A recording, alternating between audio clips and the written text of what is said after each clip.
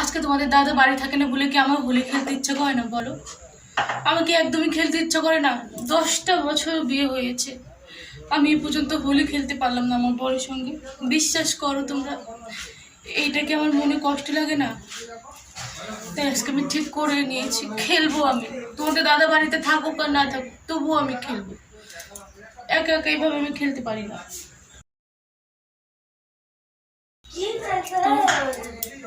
খেলবো যখন ঠিক করে নিয়েছি, এভাবে তো খেলা যাবে না। ঘর আটকে দিয়ে খেলবো, চলো ঘরটা আটকে দিয়ে আগে।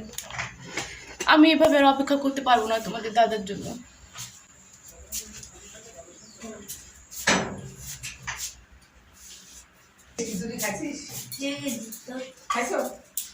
ঠিক যখন করেই নিয়েছি খেলবো, আজকে আমি খেলবো। চলো, এই দেখো রং টং সব ঠিক করে নিয়েছি, আজকে মনের মতন করে আমি খেলবো।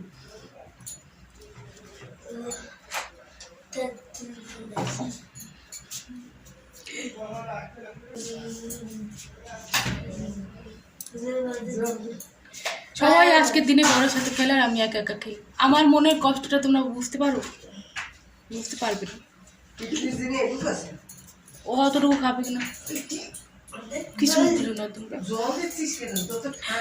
এরম এরম করে বর মাখিয়ে দিবে, কত শান্তি। আর দেখো আমার একা একা মাখতে হয়, এরকম কোথাও আছে?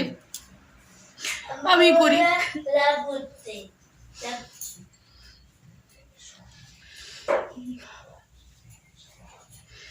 খেলবো হোলি রং দেব না তাই কখনো হয়, খেলবো হোলি রং দেব না তাই কখনো হয়।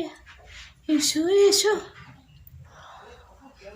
না, আজকে আমি একা একাই খেলবো। রং মাখানোরও কেউ নেই আমার।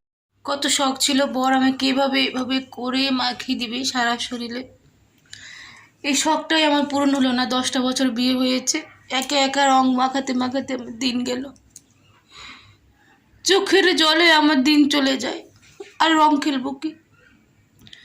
আজকে মনের স্বাদ মিটিয়ে নিলাম, নিজে নিজেই রং মাখলাম।